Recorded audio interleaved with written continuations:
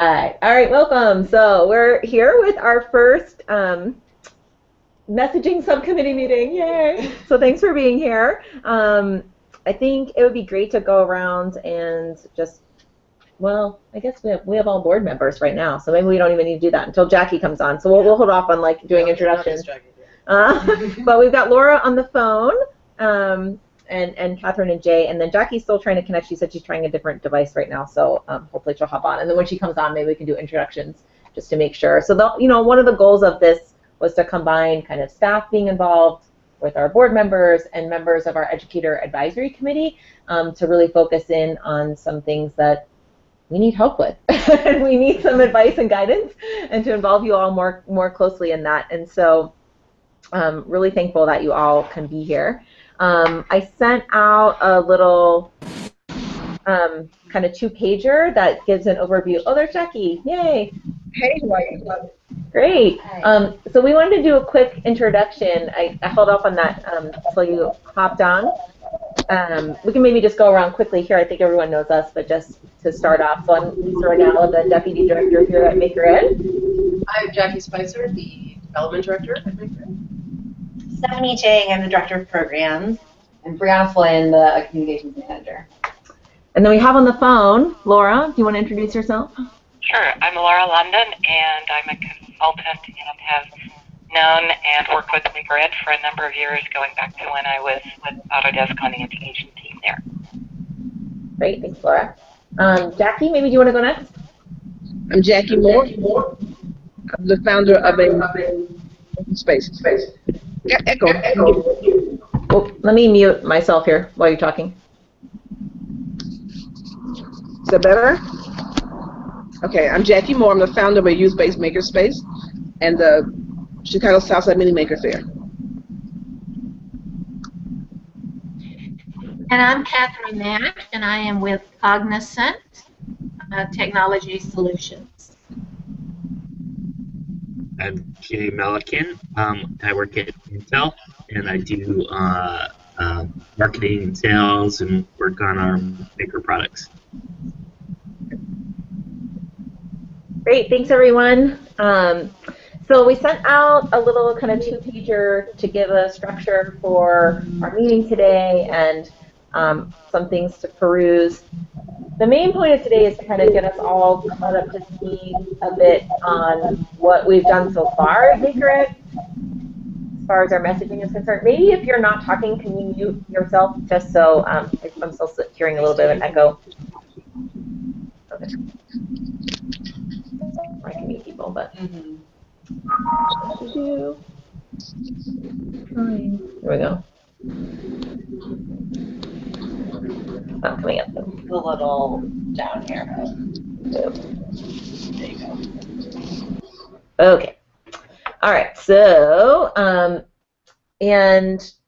just give you an update of kind of the things we've done so far, and then we'd love to get some kind of specific recommendations and advice from all of you on some things that we're thinking about doing next. So, Brianna, maybe do you want to jump in and just give the overview of our communication goals, and we can just kind of bounce back and forth? Yeah, absolutely. So, as Lisa said, we've been sort of trying to figure out and narrow down our communications goal. And there's Erin. Oh, hey, Erin. Do you want to have him introduce himself? Erin, can you just introduce yourself really quick to everyone? It's kind of loud in here. I'm Erin, and I work at the House Creativity Lab. Thanks, Erin. Okay. So we sort of narrowed down about 3 main goals for Maker Ed's communications. One is to sort of increase awareness of the work that we do and our values and our identity and our impact among our audiences.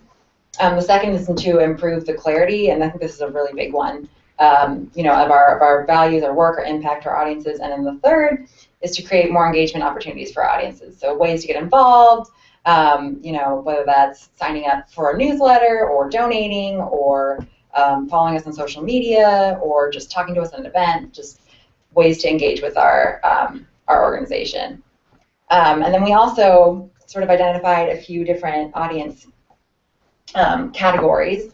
Our first is educators. We use that term really, really broadly to sort of encompass any adult that works with children and influences the life of a child. So that could be a teacher, it could be a librarian, museum educator, parents, after-school program leaders, parents to a lesser extent. But and in addition, we also work, through our programs and through our other initiatives. We work with youth-serving organizations, so that's libraries, museums, all that sort of thing.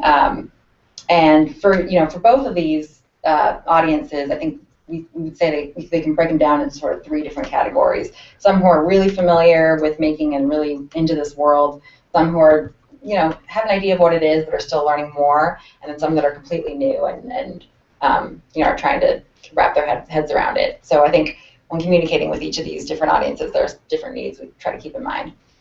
We also have advocates, so this is sort of encompasses our relationship with groups like the White House Office of Science and Technology Policy and National Girls Collaborative Project and things like that. These are mostly like policymakers and national organizations that work together to sort of further work in the field. We also obviously communicate with funders, that's corporations, foundations, individuals, and government agencies.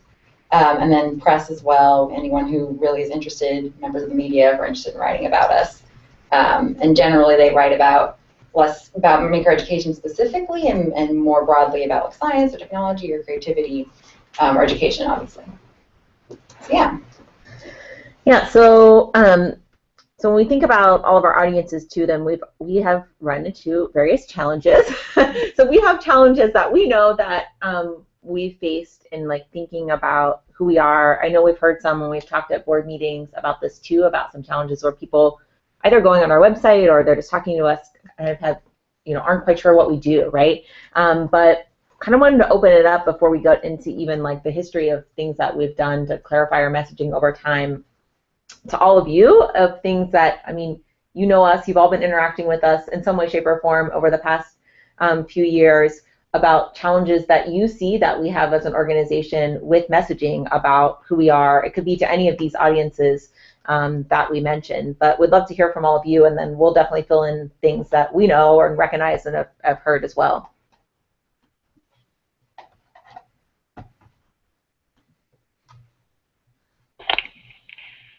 Well, Lisa, this is Laura, and I guess I have just a comment, and it may not go directly to specific challenges. I want to almost go back to goals, and for me, this would help me overcome some communications challenges when I talk about Maker Ed. When we look at the second goal, to improve the clarity, and Brianna, I agree, that's always important to do, but in the back of my mind, I kind of connect that with relevancy. Because what I find is that I can be reasonably clear to help make people aware. I can kind of get to engagement for certain types of individuals within audiences, but I have a hard time talking about relevancy. Why does this matter? So I don't know if that has been a challenge for you, but I find that when I talk about it, that's a little bit of a challenge. Yeah. I also find that it's hard for me to think, maybe this is again about relevancy, looking at these different audiences, sort of so what's next? After I tell you what's actionable. Yeah. So those two things for me, I found, just in my own yakety yak, I get to a point where it's like, okay then, I'm glad I've helped you become aware. And then, the default, go to the website, see how you can get involved. But I guess I'm wondering if that's something that as a group we should be thinking about kind of on the horizon or over the horizon, the relevancy and the actionable kind of next step. Yeah, that's a good point. Go ahead, Jay. I was going to say, to follow up on that, I think there's, I have sort of a similar experience, and I guess I would frame it in terms of connection points, right? For me, I think I end up defaulting to talking about Maker Ed in terms of programs, the specific programs that are currently going on, because those are concrete, and those are things that people can either get involved with or have some experience of, have heard of. So Vista is a good one. But then, at this point, there's not a huge range of those things. So maybe, and this is at least as much an issue of programs as it is of communication, right? Where are the connection points for folks in a conversation? And then the other thing I think my experience has been with MakerEd is trying to tie it back. I guess maybe this is a similar point for educators in particular to things that that they can grab onto that might be requirements for them from other areas. At this point, no one has a maker requirement really in their curriculum requirements. So, I talk a lot about integrated STEM and design thinking and engineering requirements, and so making those connections, I think, at least for educators, for me, has been useful. And this is Jackie. I'm sorry, go ahead. This is a small thing, but for me, it's a stumbling block. We talk about audiences, and we interchangeably use the word child and youth, and I think it's a little unclear. Some of the language seems to suggest you're only dealing with elementary school with elementary school age kids, and other things seem to imply more. I'd like some clarity about which age group MakerEd really is targeting when they say youth. I would make a couple of comments.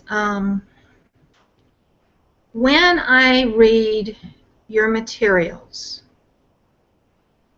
to me, and it's probably just a preference, but it's how I understand things, I do better with less words than more.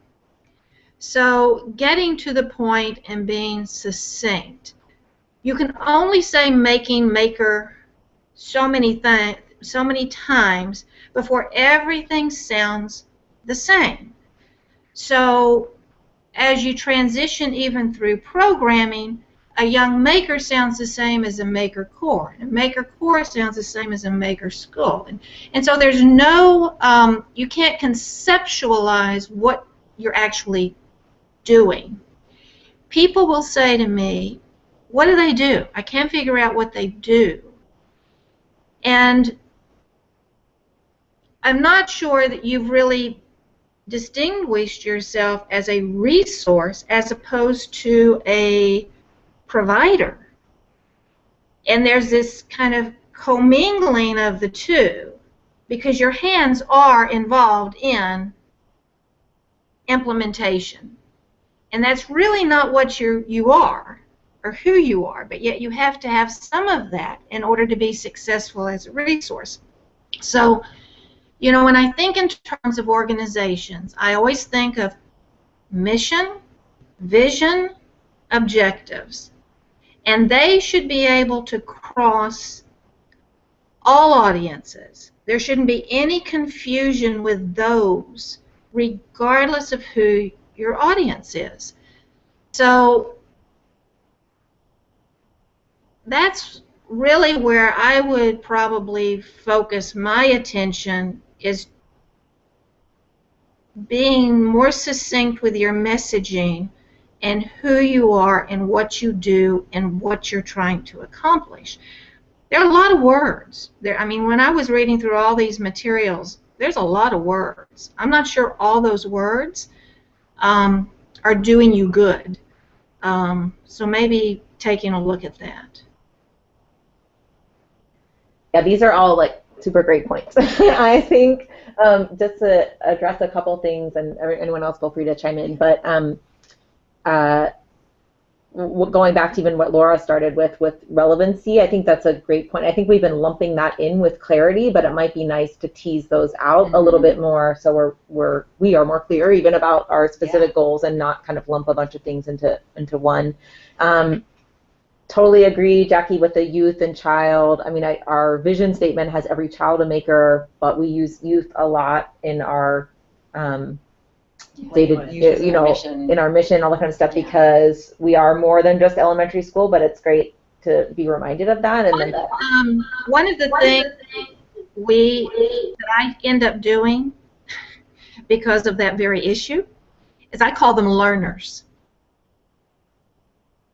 I don't know if that helps, but it could be a child, it could be a youth, it could be an adult, it could be they're learners. So a lot of times when I'm working on a press release or something and I'm stumbling with the word child or student or youth, or I mean I call them, and many times I'll call them young learners, but I've stumbled on that just in my own communication pieces too.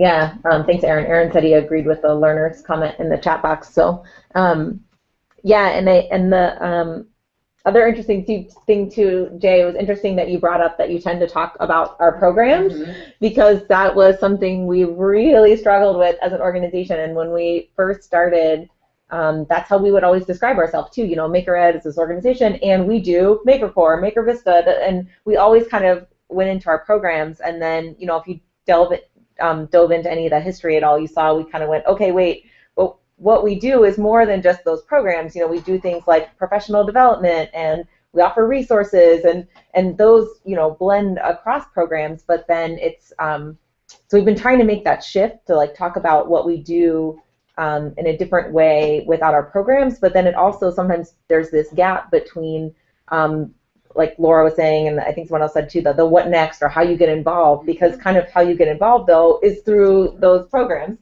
And Right. so we're always kind of, we've been struggling definitely with that. But I think it will help to have those tiers, right? So we can have the conversation at the level of what's our mission, what are our goals, and then, you know, next level down is, yeah, we do professional development, we do you know, we do outreach, we do whatever, and then within that, here's some very specific things, here's some specific programs that you can connect with, and that would, I think, probably help the board members too, to have that kind of, you know, that is something that you can, you know, to the point of less words, you can keep in your head. If you can keep a pretty simple structure in your head, I can walk through the conversation pretty quickly and identify where you want to drill down for a specific audience. And we've definitely struggled with having lots of words and jargon. Yes. A big one. And actually, Catherine, it was interesting. I want to talk a little bit more and unpack a little bit what you were talking about, us being a resource versus, did you say a provider? I'm trying to remember exactly what you said, but and I guess I'm curious if those have to be mutually exclusive, because in some ways, like, we are, I think, would always provide like professional development or in addition to a resource that someone could just grab. So I don't know. I was kind of curious if you could talk a little bit more about what you meant by that. Well, you know, even in this conversation, you refer to program. So that implies that you're actually out there doing the work. Now, is that what you always meant to do? Did you always mean to be the ones in the room doing the work?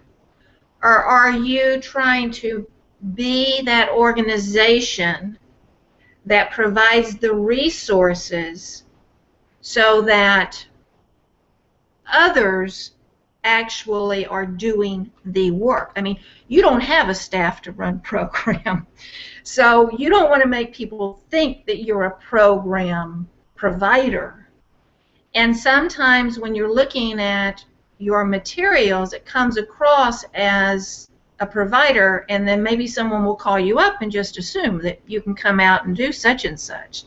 Well, is that what you want to be? Well, according to the way you're talking about it, yeah, you're ready to go all the time and you can have somebody there. That is not the case, I don't think. And I think you are a resource. Now, does that mean that your resources are in the forms of programs? But I think you need to cut back on the word program and start directing how these resources are support mechanisms to grow your mission. So everything that you're doing has to go back to your mission. And I don't think you have to present yourself as programs. I think it's a little misleading.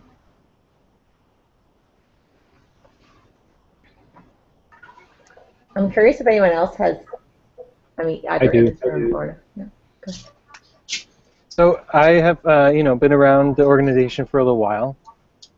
I found that when all of the programs became more focused on more of a singular goal, which happened, I don't know, a year ago or whatever, in particular in supporting folks to serve underserved communities, that helped a lot. And even in Vista, right, then it became as ways to support things that are happening in schools. I think that also helped to clarify what was happening. And I think this goes back to what Catherine's saying around, having that focus. I think is helpful. I do think I would agree in terms of the program versus, or not program. How did you phrase it? Resource versus provider. Thank you. I think that most of the things offered are resources, even if it's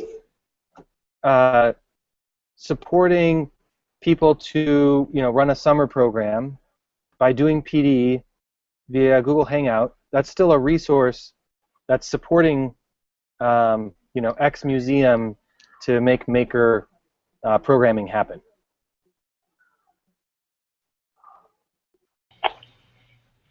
I guess I would tend to agree with, I think that was Jay's point, that I'd feel very comfortable talking about us as a resource provider, and we can be catalytic in providing the resources to help others develop programs. But I don't really see, Catherine, I take your point. I think it's really interesting in terms of where I might think about, funding proposals to be really clear, in that context. But I think providing resources, and some of those resources take the shape of, program models. I'm comfortable with that.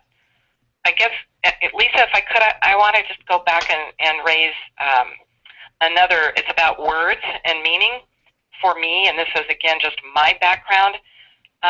When I think of audiences in terms of educators and learners, not just teachers and students, and it could just be me, immediately go to not only classroom learning. There's room for informal learning experiences, but again, I think it might have been Jay who said, I then think about, okay, how do we make this something that fits, that works, that has payoff, and makes sense to those who inhabit classrooms and after-school programs. So for me, when I read about what we do, when I see the word educator and when I see the word learner, my brain goes to more rather than less structured teaching and learning environments. And I know we don't mean that, but again, it's where the vocabulary we use, I think, maybe does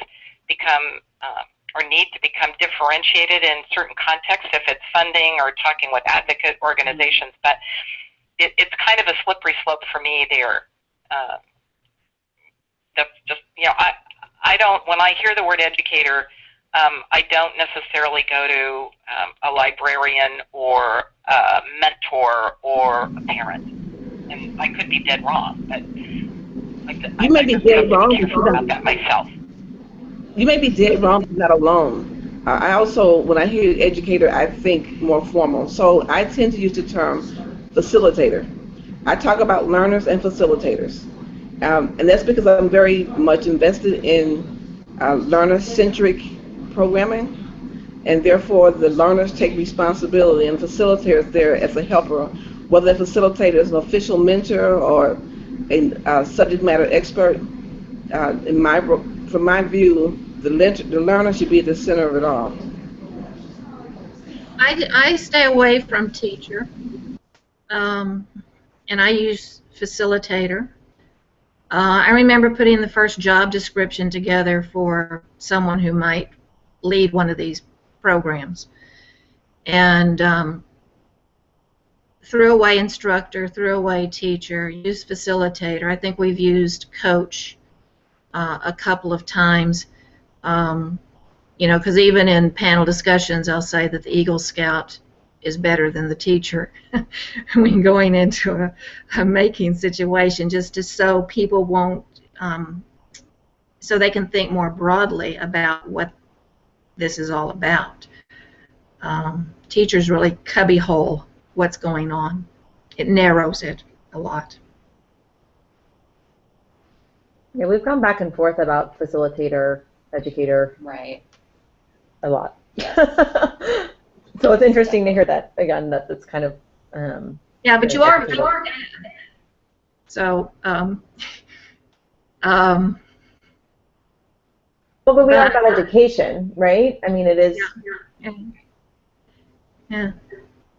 So that's a fair question. Are you really about education, or are you about learning? I see making as a great tool for learning, not necessarily a great tool for education. Education to me always implies some predefined outcome, some predefined goal, and to me learning is more about exploration. And again, I know it's just a war of words, but if you really, when I hear education, I automatically assume some standards, some adult or some teacher-defined learning outcome, as opposed to when I hear, when we talk about learning, it's more of where can I find out? You know, what's out there? Not can I find what's already there.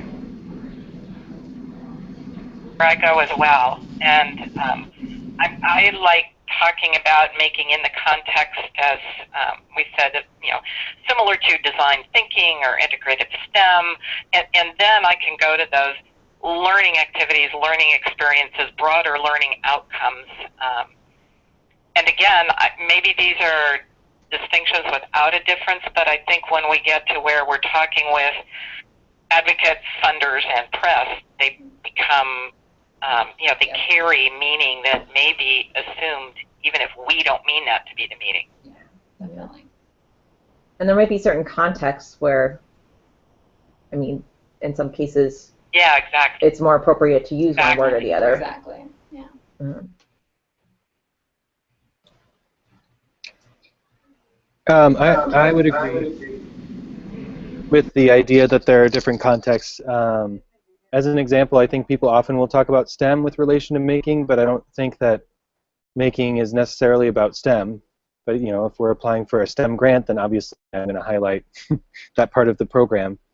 I also feel like we're talking about two separate things, which are obviously connected.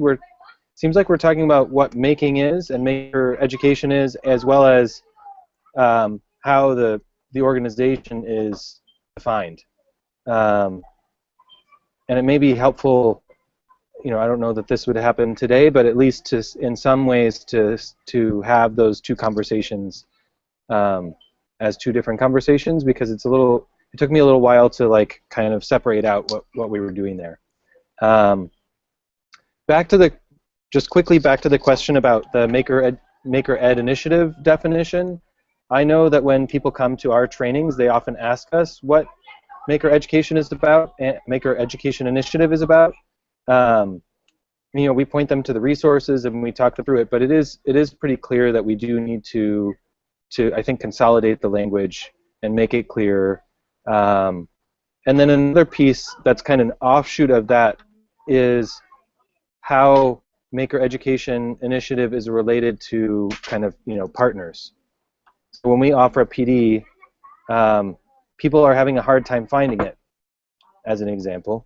And actually, there's a lot of professional development happening in the Bay Area, and I have people come all the time saying that they had to spend a really long time looking for any professional development. And so as a resource provider, you know, is there a way to share what's out there? Are there I don't know. How do we define professional development that's being offered by Vistas that are actually employees of Maker Education Initiative in a way? in relation to the organization.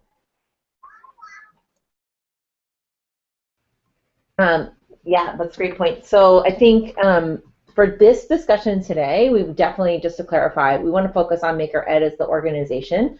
I agree that the other discussion is really important. Stephanie's working on some things for that, and they're closely tied together because obviously our organization is focused around Maker Education and what we define Maker Education to be. But for this particular subcommittee, we want to focus on Maker Ed, the organization, and how we're messaging our organization. So just to be clear, so if we start going off with that again, please anyone jump in and say, whoa, wait, we're not there. Does anyone else have anything to add? Or I was going to ask a very loaded question that I'm not sure because, well, I'll tell you what I was going to ask, but because our mission and vision has come up a lot.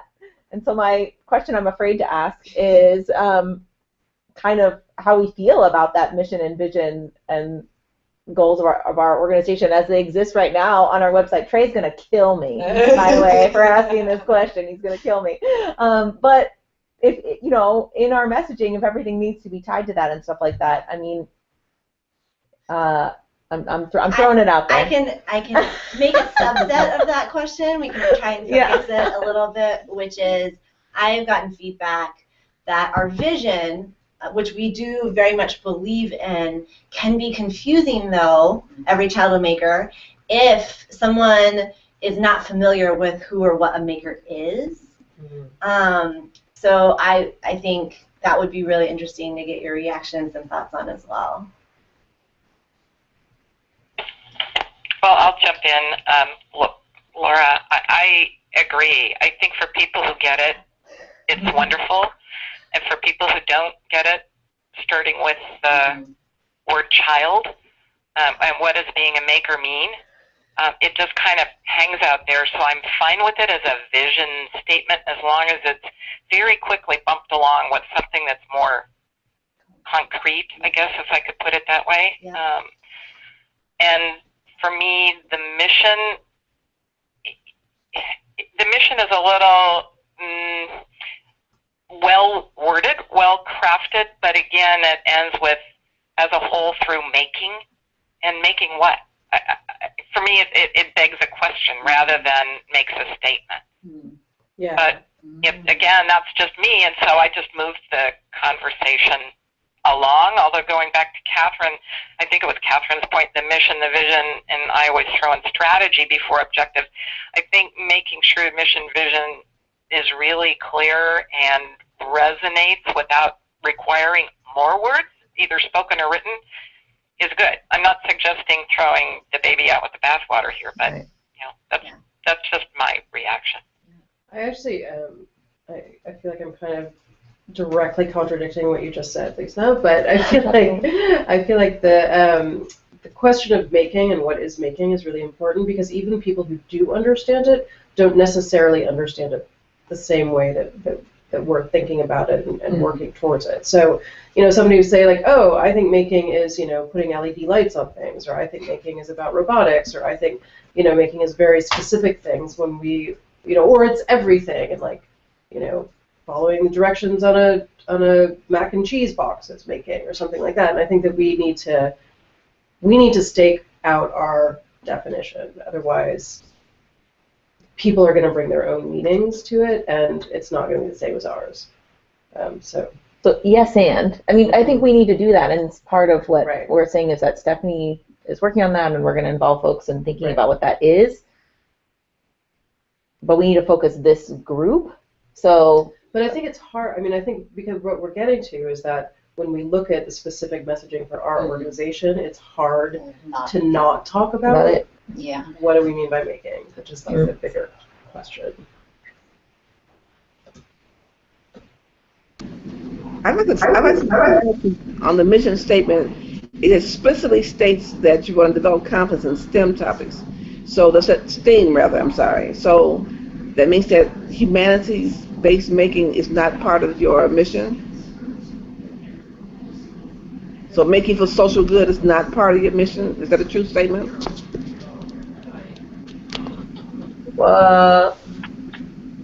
I wouldn't.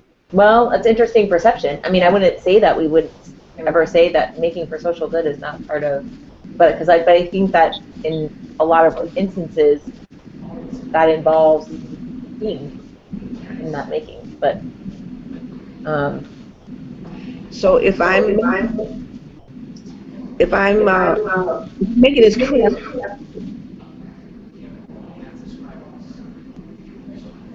I didn't hear you, Jackie. Sorry. Can you say that again?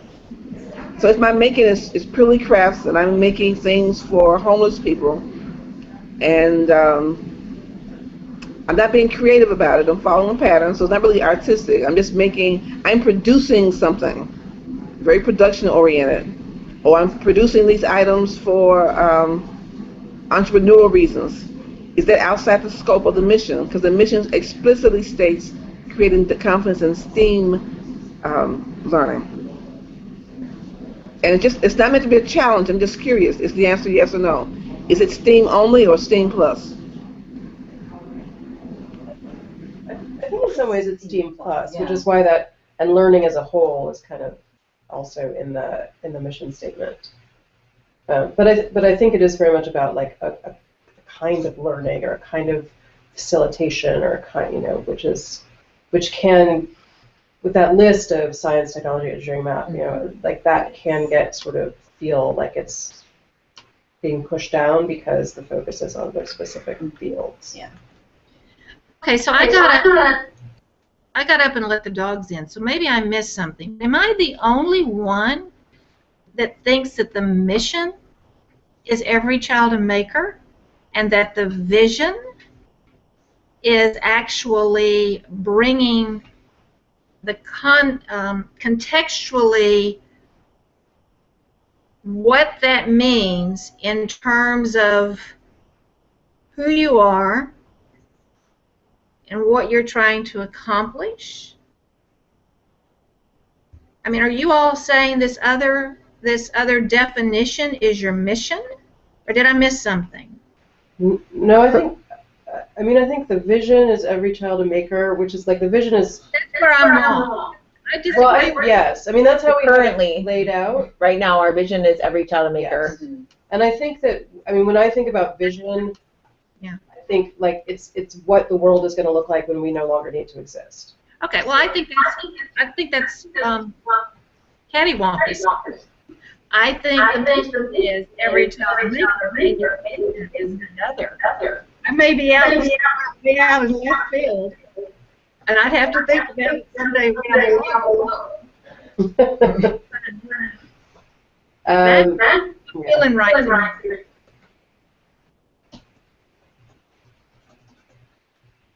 Well, I mean, that seems like a bigger discussion. Yeah. I don't wanna. I kind of missed most of that, Catherine, because of the echo. But you're saying that the mission is every child a maker?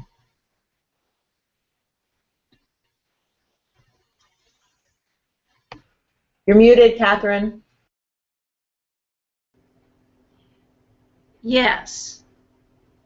That to me is a mission, and your vision is more about what that means and how you're going to get to it. What does that encompass to get to it? Sorry, I think of those definitions reversed, so that vision is what the world's going to look like when you're done. Like you no longer have to exist as an organization because you've accomplished everything, or like the world is the way you want it to be. Whereas the mission is actually what you're doing now from day to day, like what drives the organization as an organization. So it needs to be a little bit more sort of grounded in the present and specific in that. So maybe we just have our definitions reversed. And Erin put something in the chat box. I don't know if you pulled that. We've been talking about this recently, and my understanding is that the vision is the optimal desired future state, which I would think makes sense with every child a maker, and the mission is where are we now and how are we going to get, not quite how are we going to get there because there's strategies and stuff too, but so at least with the internet resources I've looked at,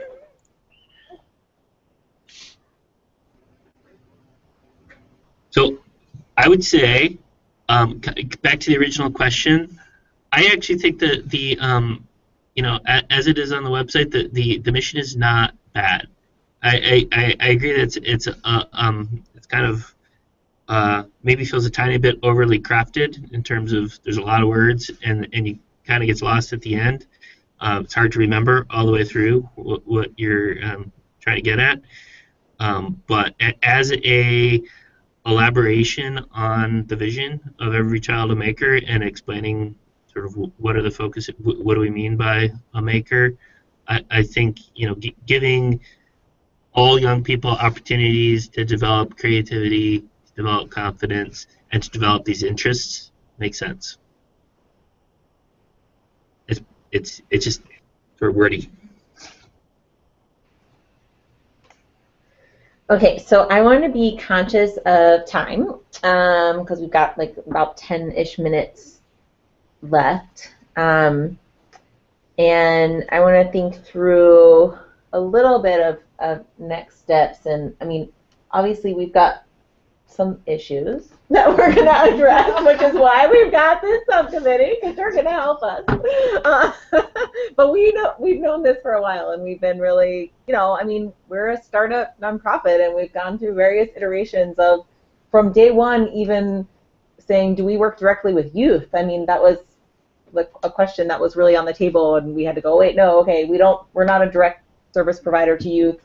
We work with the educators that serve youth. So I think we've made a lot of steps over the years, but we're definitely, I think, mature enough of an organization now that we need to just nail some things down and solidify it and really be a lot clearer to folks, because we hear a lot too, especially when people come to our website, that they're kind of confused or they can't find something or whatever. And so part of, I sent like an overview document of kind of what we want to accomplish. But I think one of the things we're struggling with, too, is just the best next steps and order of events and things like that, and making that happen, and would love some advice and feedback on that. I mean, we've talked about a theory of change here as one way to possibly help this clarity of what we do, since the ultimate beneficiaries of our work are the children, are the youth,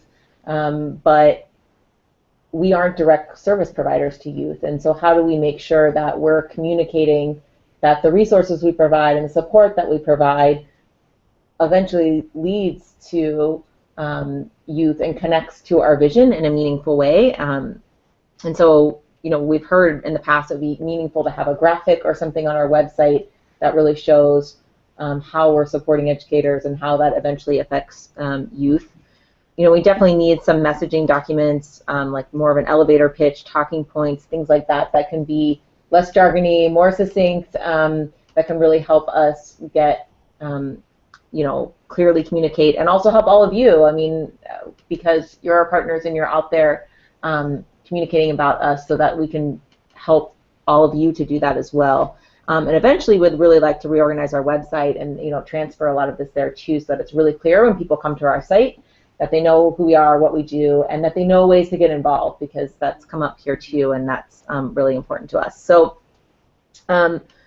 we have a small budget set aside too to hire an external contractor to kind of come in and help us to think through some of this. I think one of the things we've struggled with, especially in the past year or so, when we've been trying to think about this messaging, is that we live and breathe this every day, and so sometimes it's really hard to have meetings where we're thinking about messaging, because we don't, even things that you guys brought up today, some of them were like, oh yeah, we didn't think about that, right? Because we're just kind of too close to it. And so, but I think we're even struggling with who that contractor is, what type of person that is that like what's kind of the top priority in order of events, and would just love your feedback from the background that you have and any experience that you have in helping us think through this a little bit and what the best next steps would be, so that hopefully by May, June, whatnot, we have a lot of this locked down and in place and can be more clearly communicating. I will tell you from experience that every time we bring in a consultant to do some sort of communication or bring somebody new onto the communications team, I am exhausted trying to get them to a level of understanding of which they never get to, and I end up writing myself. I thought with a communications team I'd have some writers, but all I really have is an agent and an editor. They cannot write about making. So going out to get a consultant isn't what you're looking for, but you might want to go out and find a maker who knows how to talk about making. And I think you'll be a lot better off than trying to hire a professional consultant to do this for you. There's so many things that you have to understand about making that you find the right word choice, that it comes across correctly. I think you'd be wasting your money and your time going thinking consultant is the answer. I would think maybe maker is your answer who happens to know how to write.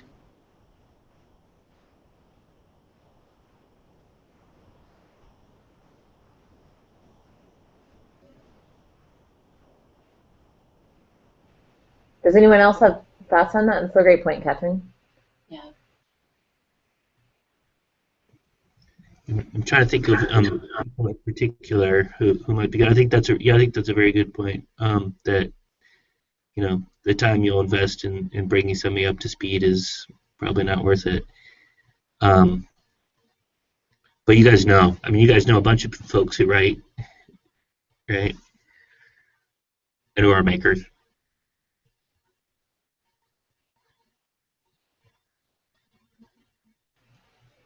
So let me ask a separate question then. If you were to say what's kind of the maybe top 2 or 3 things that we should focus on in the next few months to have accomplished with this, that would help all of you and help us, what, just in your opinion, do you think those things are? Maybe you do start with a diagram. Maybe you do start with the theory of change. I think either one of those theories of change, I mean, I couldn't read the one with the little letters, I have to blow that up. Even the circle, to me, it's more either a megaphone or maybe it's a logic model that's set up differently, or maybe it's an infograph that's cutesy with the pictures because it is Maker Ed. I don't know what it is, but sometimes when you have to eliminate all the words because you're going to a diagram format, it gets you set off on the right direction to be able to accomplish the other pieces.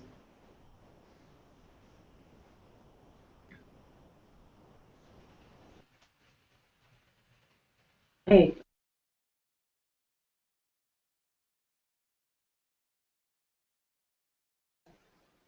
I mean, it seems like, I don't know what Stephanie's process is going to be, but probably starting by thinking about what Maker Ed's idea of making is, and coming to some level of agreement there. I mean, I guess I could see that to some extent happening simultaneously with the theory of change work. Just because I also think, so, it was mentioned the idea of bringing a maker in. I think a maker educator, or at least a maker who has some experience in education, might be even better, just because, if I bring a robot fabricator in, they have a very narrow view of what making might be. And like for us, the definition of making in education is more about what I heard Jackie talking about around developing agency and having students have their voices be, prominent and drive their own learning, than it is about what medium we're talking about. Are we sewing? Are we crocheting? Are we, building a robot? So I think those two pieces together then can drive the language in the other areas, which then would seem like kind of the way to wrap it up. Actually, I also think that the graphic that Brianna did, the sort of hand-drawn one. I don't know if you all had a It's the chance to very look at last one, last bullet point, last hyperlink in the last bullet point. This thing I've seen, I like that. Yeah, I think it really communicates well, like the direction, the relationships, the impact we're looking for. So, I mean, I don't know if that's something we might want to work from to kind of think about. Did you email those? What's that? It was, there's a document I sent prior to this meeting that had a 2-page thing, and it has hyperlinks in it. Did you? I can send you a link to this particular image right now. Yeah, I think it's my Last image. Isn't it? I think it's Yes, final hyperlink. Hey, have you guys had a chance to ask folks, not necessarily to draw their own images, but just I'm thinking folks, particularly educators, other stakeholders, other folks that you have a relationship with already, just to jot down, who is Maker Ed and what does Maker Ed do? Just sort of the exercise we just went through at the beginning of this call. Like, I never look at the website when I say what does Maker Ed do. I just have something I say, and whether it's right or not, I don't know. But particularly for folks, educators with whom you have a productive relationship already, it'd be really interesting to hear what they think you are. That's a great idea. A good starting point for us too. Yeah, that's a really great idea. We haven't done that except anecdotally, Right. hearing what people say, but it'd be nice to have something a little more formal to look at. I mean, I think that idea is actually, I mean, that could be a great campaign. Who is Maker Ed? And then, people from, I mean, if I look at Brianna's drawing here, it can even be each of those levels. You could even click on something and then a story would pop out about a kid, or a story would pop out about an educator. Yeah, I agree with this. I think this diagram definitely is much clearer than a lot of things that I've seen. Would add, I also agree in spirit, is that it would create a device where we could do a sanity check and go back with the audiences and see what kind of variability there is in terms of what they think either making is or Maker Ed is, so that here we're driving to and through educators at sites. But if we begin, even if it's an ancillary activity, to think about where do the youth serving organizations or advocates or funders or press fit, I think that could be an interesting kind of piggyback activity.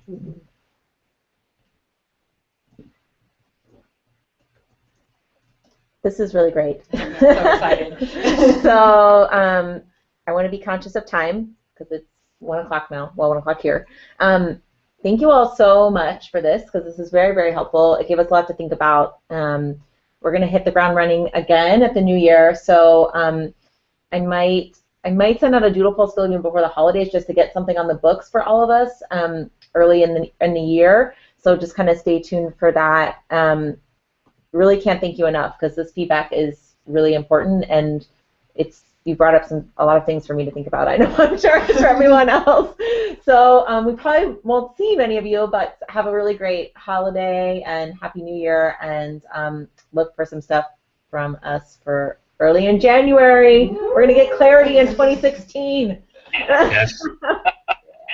You have a wonderful holiday as well. Thanks for organizing this. Thank you all. Good holiday, guys. Bye-bye.